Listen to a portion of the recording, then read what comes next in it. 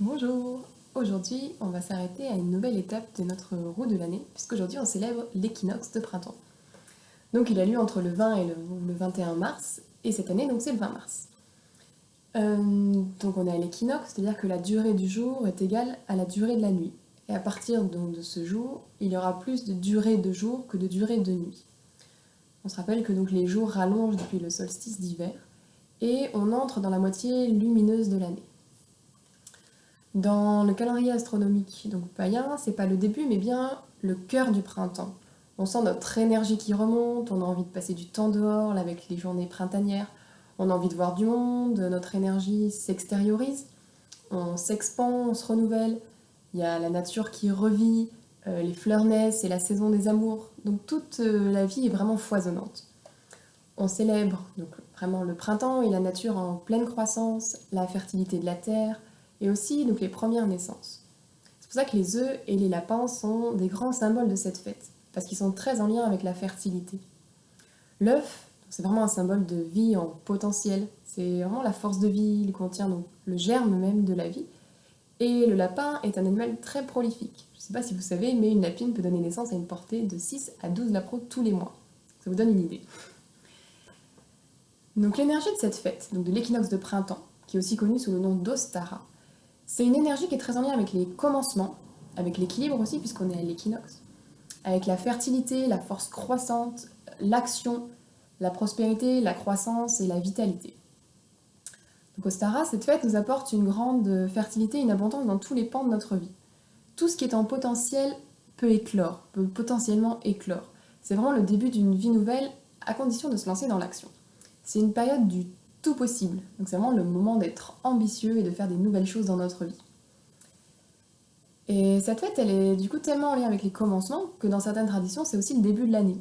Donc c'était le cas en Perse ancienne, ou par exemple dans notre ancien calendrier julien, qui précédait le calendrier grégorien, et ce qui explique que le nom de certains mois sont en lien avec ce début d'année. Par exemple septembre, donc 7, 7, qui serait donc le 7e mois et non pas le 9e mois comme c'est le cas aujourd'hui, ou octobre, le 8e mois, etc. On entre aussi dans la saison astrologique du bélier. Donc c'est vraiment le moment de mettre en action nos rêves, donc ceux qu'on a eu à You, le solstice d'hiver, et qu'on a planté à Imbolc en début février. C'est vraiment une énergie là qui initie les choses. Donc le bélier, c'est un signe qui est plein d'audace, c'est l'étincelle qui met en route, qui lance. C'est vraiment le moment d'accomplir tout ce qu'on couvre depuis plusieurs mois. Ostara, c'est un sabbat dynamique, c'est un sabbat d'action. C'est le moment de s'occuper de nos graines en fait si on veut récolter. Le nom de ce sabbat, de cette fête, il viendrait de la déesse Éostre, qui est la déesse germanique du printemps, de la lune et de la fertilité, qui voudrait dire étoile de l'Est. La racine a été gardée dans Easter, Pâques en anglais, et Pâques d'ailleurs a gardé de nombreux symboles païens, des œufs, des lapins ou même des cloches, même si ça n'a plus grand chose à voir avec la résurrection du Christ, qui est ce que représente la fête de Pâques. Je remets mon lapin. À l'origine, les cloches sonnaient pour réveiller la nature au printemps. Et donc pour le célébrer, et c'était bien le lapin qui apportait les œufs, tout comme c'est encore le cas en Allemagne et en Alsace.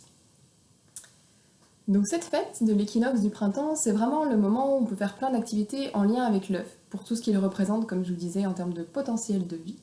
Donc on peut s'amuser à peindre et à décorer des œufs, à faire une chasse aux œufs. C'est aussi le moment de profiter de la nature, des journées printanières, et notamment peut-être d'observer les oiseaux, puisqu'ils reviennent, une bonne partie revient sous nos latitudes après un hiver passé plus au chaud. C'est le moment de continuer de terminer notre grand ménage de printemps qu'on a commencé à la fête précédente, et aussi peut-être de nettoyer notre corps. Souvent, on a plus mangé et moins bougé en hiver, et ça peut être le moment de faire un petit nettoyage, de drainer notre corps. C'est aussi, comme on est à la période de l'équinoxe, ça peut être aussi le moment de faire un petit point sur l'équilibre de notre vie. Parce que les équinoxes, de par leur énergie d'équilibre de durée entre jour et nuit, nous invitent à nous poser ces questions-là d'équilibre dans notre vie. C'est aussi, donc là on est très en lien avec le printemps, l'énergie printanière, c'est une énergie aussi très légère. Donc c'est le moment de rire, de faire des blagues, de profiter des petites joies du quotidien. Voilà, il y a une grande énergie de jeu et de légèreté. Et comme je vous disais, c'est aussi le moment de passer à l'action et de vraiment mettre en œuvre tous nos projets, tous nos rêves qui ont vraiment maturé là pendant la période de l'hiver.